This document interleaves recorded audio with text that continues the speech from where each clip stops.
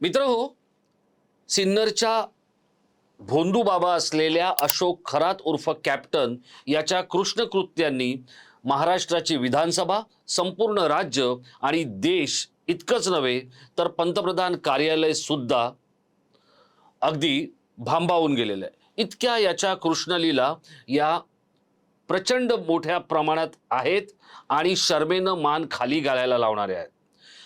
या संपूर्ण प्रकरणाच्या बाबतीत आपण थोडीशी उशिरा सुरुवात केली, पण आपण जे काही तुमच्यापर्यंत पोहोचवलं त्याला तुम्ही दिलेला जो अद्भुत प्रतिसाद आहे त्या प्रतिसादाच्या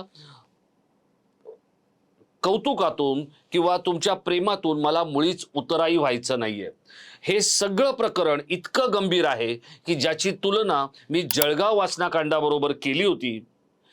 जळगाव वासनाकांडाच्या वेळेला सुद्धा तत्कालीन मुख्यमंत्री शरद पवार यांनी विधानसभेमध्ये निवेदन केलं होतं आणि त्यावेळेला त्यांनी 37 आरोपींची नावं सुद्धा तिथे सांगितलेली होती. या सगळ्या गोष्टींचा जर आपण विचार केला तर देवेंद्र फडणवीस विधानसभेमध्ये या प्रकरणावर निवेदन करणार आहेत. तोपर्यंत आपण थांबणार आहोत. पण आपण थांबणार कशासाठी आहोत? त्यांच्या निवेदनासाठी आपण थांबणार आहोत. माहितीचा ओघ पुरवण्यासाठी नाही. माहितीचा ओघ आणि आपल्याकडे येत असलेल्या ज्या काही बाबी आहेत त्या इतक्या धक्कादायक आहेत की आपण सगळे अवाक होऊन जाल. मी या संदर्भातल्या पुढच्या काही गोष्टी आपल्या लक्षात आणून देणार आहे आणि मग तुम्हाला कळेल की हे जे राजकीय नेते ज्यांच्या मागे, गाड्यांच्या मागे आपल्यापैकी अनेक तरुण कार्यकर्ते धावत असतात, अनेक लोक दादा, आप्पा, भाई, बंधू अशा नावाने यांना पुकारत असतात, पण हे किती भुसभुशीत आहेत आणि किती तकलादू आणि खोटारडे आहेत हे सगळं या अशोक खरातच्या कृष्ण लीलांमधून आपल्या समोर येणार आहे. काय नेमका मामला आहे मी आपल्याला सांगणार आहे. नमस्कार मित्रो, मी राजेश कोचरेकर आणि आपण पाहताय आपलं आवडतं न्यूज पोर्टल टाइम महाराष्ट्र. मित्रहो, सध्या महाराष्ट्रामध्ये जवळपास 11,000 कोटी रुपयांची पायाभूत सुविधांची कामं सुरू आहेत. कुठे पूल बनतोय, कुठे रस्ता बनतोय, कुठे शक्तीपीठ बनतंय, कुठे आणखी मेट्रो जाते, कुठे मोनो जाते, अशा अनेक गोष्टी होत आहेत. आणि संपूर्ण देशात महाराष्ट्र हा पायाभूत सुविधांची उभारणी करणारा एक महत्त्वाचं राज्य म्हणून किंवा प्रांत म्हणून त्याच्याकडे पाहिलं जातं. या भागातले किंवा या राज्यातले जे काही नेते आहेत त्यातले बहुसंख्य नेते गब्बर झाले. ते कशाच्या आधारावर झाले? ते गब्बर झाले या पायाभूत सुविधा कुठून जाणार आहेत, कुठे जाणार आहेत हे तुमच्या आमच्या आधी त्यांना कळतं. ते अगदी कमी किमतीमध्ये जमिनी खरेदी करतात आणि नंतर त्याच जमिनी सरकारला चढ्या भावानं विकल्या जातात. या जमिनींना भाव मिळतो कुठे 4 पटीने जास्त, कुठे 5 पटीने जास्त, कुठे 6 पटीने जास्त. जो प्रकल्प एक साधारण 6 वर्षांनी, 7 वर्षांनी येणार आहे, 10 वर्षांनी येणार आहे, त्याच्याबद्दल या पुढाऱ्यांना आणि नेत्यांना आधीच कळतं. मग अशा पुढाऱ्यांना नाशिकच्या जवळ असलेल्या सिन्नरमध्ये एक भोंदू बाबा असंख्य महिलांचं लैंगिक शोषण करतोय, त्यांना गंडवतोय, त्यांच्याकडून वेगवेगळ्या स्वरूपाची लूट करून घेतोय आणि तो काहीच नाहीये, त्याला सिद्धी नाहीये. त्याच्याकडे जो काय चाललेला आहे तो सगळा भंपकपणा आणि भोंदूपणा आहे. हे या पुढाऱ्यांना कळलं नसेल का हो? तर असं नाहीये. हे या पुढाऱ्यांना सगळं माहीत असतं. पण पुढारी आणि पोलीस गोष्टी त्यांच्या सोयीनं वापरतात. हे तुम्ही अगदी समजून घ्या. तुम्हाला जर असं वाटत असेल की अमुक भाई, अमुक आप्पा, अमुक दादा, अमुक तात्या, अमुक बंधू याच्याशी माझे खूप चांगले संबंध आहेत आणि ते माझ्यासाठी काय वाटेल ते करायला तयार असतील, तर तुम्ही एका गोड गैरसमजात आहात. राजकीय नेते हे कोणाचेच नाहीयेत. ते स्वतःच्या सावलीचेही नाहीयेत. कारण त्यांच्या स्वतःच्या सावलीवर सुद्धा त्यांचा विश्वास नाही. याला कारण काय? तर याला कारण हे आहे, ते माणसं चांगली की वाईट हा बाजूला ठेवा भाग. याला कारण हे आहे की राजकीय वर्तुळ हेच इतकं अनिश्चित झालंय की आपण सांगू शकत नाही. आणि त्यामुळे अशा कुठल्याही गोष्टीला आपल्या सोयीप्रमाणे वापरायचं हा सध्या एक राजकीय खाक्या झालेला आहे. आता हा जो अशोक खरात आहे याला 18 मार्चला उचलला. 17 मार्च पासून रात्री त्याच्याकडे फिल्डिंग लागली होती. कारण त्याला जर बोलवायला गेले असते आणि त्याला सांगितलं असतं की तू ये, तर तो तसा काही आला नसता. तो पळून जाणार होता वगैरे, हे सगळं ठीक आहे. म्हणजे ते एका मर्यादेपर्यंत ठीक आहे. हे मी का तुम्हाला सांगतोय की या प्रकरणामधले अनेक लोक जे पोलिसांपर्यंत माहिती पोहोचवत आहेत किंवा पोलिसांना उपयुक्त ठरू शकतील ते घटक आपल्याला माहिती देत आहेत. या अशोक खरात प्रकरणाच्या काही क्लिप्स, काही फोटो हे यांच्याच एका निकटवर्तीयाने पुण्यात आणले आणि पुण्यातल्या एका ताईंनी 2 कोटी रुपये त्याच्यावर कमवलेत. किती? 2 कोटी. आणि तृप्तीचे ढेकर दिलेत. आता तुम्हाला समजू शकेल किंवा तुमच्या लक्षात आलं असेल की एरवी कोणतीही गोष्ट आकांडतांडव करायची आणि आपली क्षुधाशांती झाली, आपली तृप्ती झाली की मग पुढच्या टप्प्याला निघायचं. आता ताईंबद्दल मी काही जास्त आपल्याला सांगण्याची गरज नाही. आता असे 2 कोटी रुपये ह्या पेन ड्राईव्हसाठी खर्च करणाऱ्या या अशोक खरातने याच्या बरोबर ज्या वेळेला ह्याला हे सगळं सांगितलं गेलं की तुझ्या अमुक एक क्लिप्स आहेत किंवा काय वगैरे, हा अत्यंत सैतानी डोक्याचा माणूस होय, अत्यंत सैतानी डोक्याचा. आणि नाशिक पोलिसांच्या बाबतीत आपण एक गोष्ट म्हणू शकतो की नाशिक पोलीस चांगले आहेत वगैरे वगैरे, हे आता अनेक माध्यमांमध्ये येत आहे. त्याच्यावरचा आपला दुसरा व्हिडिओ येणार आहे की नाशिकमधलं पोलीस आणि प्रशासन नेमकं काय करतंय आणि कसं करतंय आणि तिथे आता काय करण्याची गरज फडणवीसांना आहे ते आपण पुढच्या व्हिडिओमध्ये यथावकाश सांगणार आहोत. पण हा जो भंपक अशोक खरात आहे याला पोलिसांनी अक्षरशः वाकवलंय. अगदी मुंबईच्या पुण्याच्या भाषेत सांगायचं तर अक्षरशः त्याला वाकवलंय. आणि त्याला चालता येत नाहीये, चालताना त्याला बोलता येत नाहीये, अशी त्याची परिस्थिती आहे. हा आहे 69 वर्षांचा, कळलं का? पण याला एक सगळ्यात महत्वाचं याचं काय आहे की मला एक आश्चर्य किंवा माझ्या अंगावर काटा आला ज्या वेळेला मला एका सूत्रधाराने किंवा एका माहितीगाराने या संदर्भातली माहिती सांगितली. त्यावेळेला मार्चमध्ये 2019च्या मार्चला, म्हणजे तोपर्यंत कोविड आलेला नव्हता, आणि तेव्हा या अशोक खरातकडे एक मुलगा नोकरीला लागला आणि एक 1.5-2 महिन्याने त्याने अशोक खरातला सांगितलं की त्याच्या कुटुंबामध्ये एक तरुणी आहे, तिला काही अडचणी आहेत किंवा तिला काही कौटुंबिक समस्या आहेत, काही शारीरिक समस्या आहेत. या अशोक खरातने तिला बोलावून घेतलं. हा काय करायचा, हा कधी आपण एखाद्या महिलेमध्ये खूप अडकलोय असं मुळीच दाखवायचा नाही.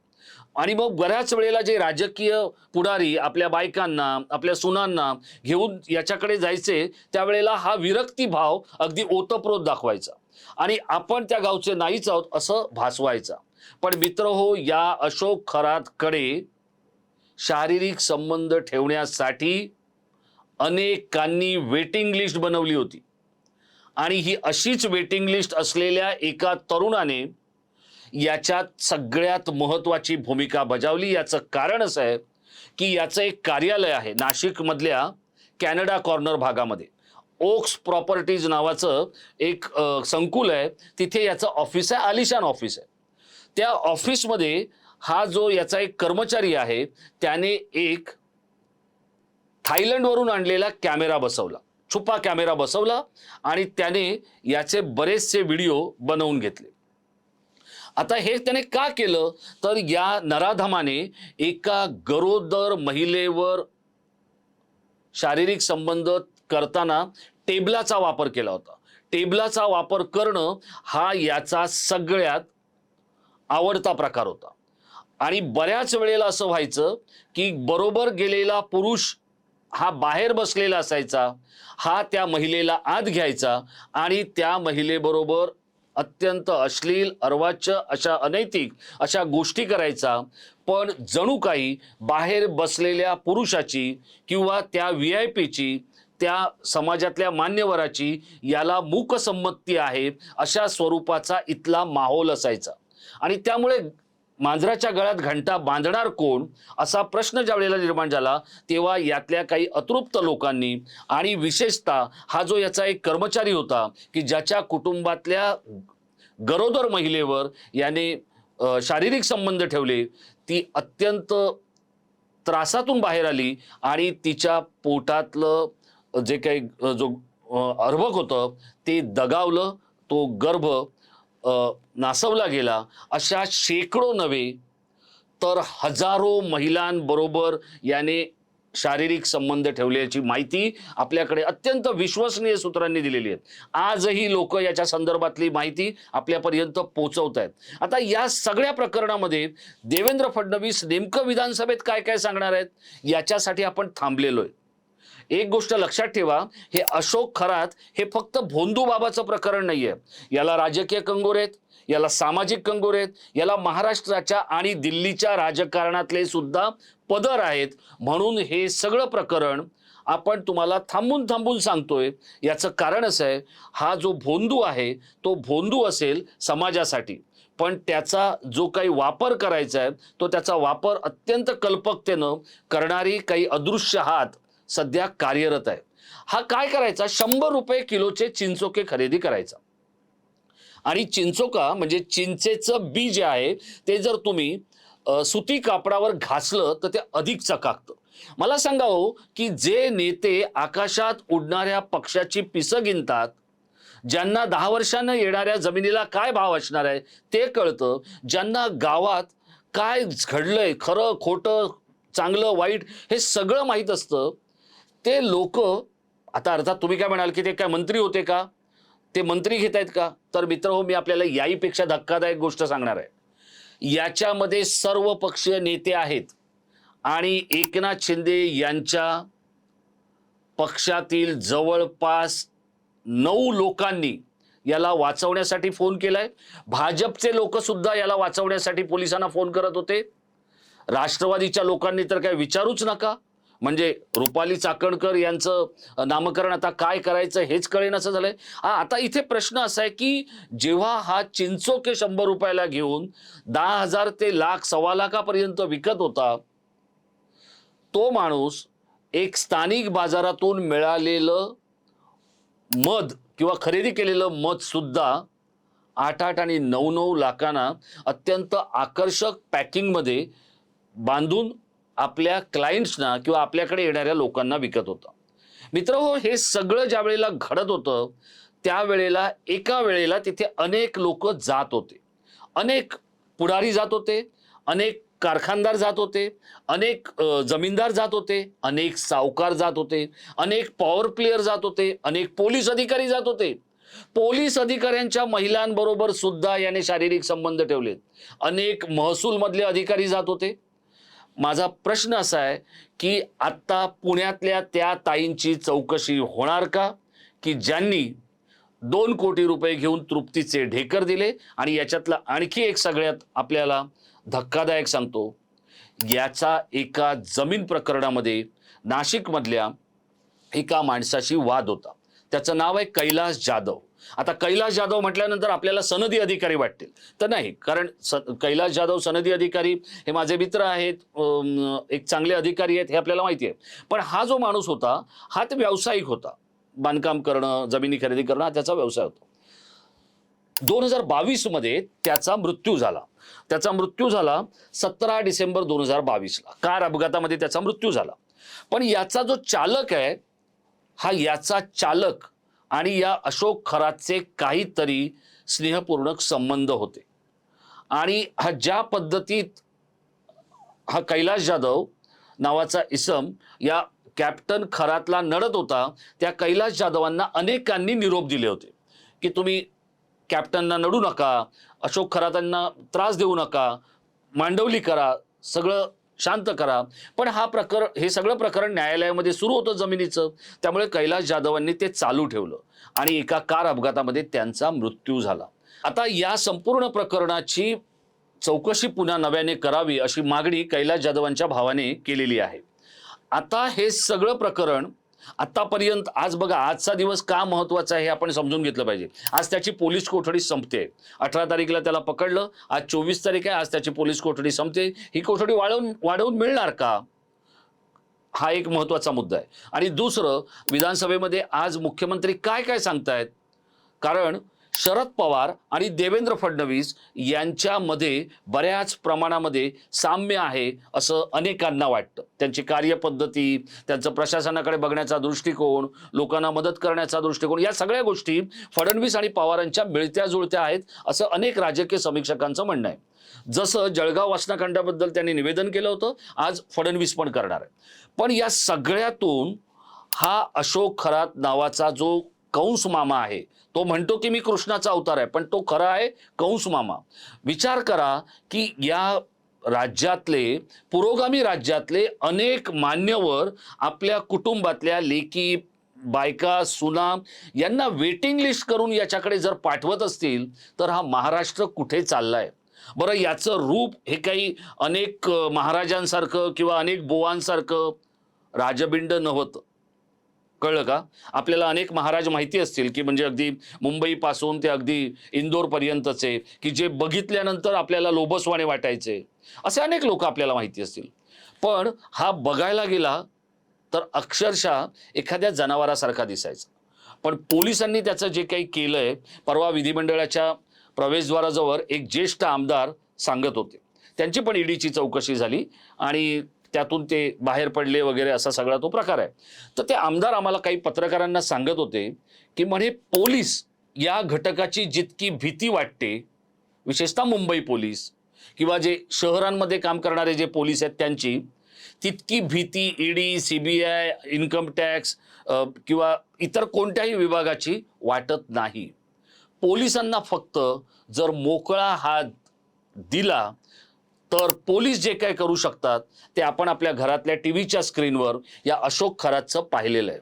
आता माझा प्रश्न इतका आहे की हा अशोक खरात किंवा हा कॅप्टन भोंदू बाबा हा फक्त राजकारणाचे गोल सेट करण्यासाठी वापरला जाणार आहे, की नाशिक ही प्रभू रामचंद्रांची भूमी ज्या त्यांच्या पुनीत स्पर्शाने पावन झालेली आहे, ती भूमी येणाऱ्या कुंभमेळ्याच्या आधीच स्वच्छ करण्यासाठी स्वतः देवेंद्र फडणवीस यांच्यातला कृष्ण जागा होणार आहे की नाही हे सुद्धा तितकंच महत्त्वाचं आहे.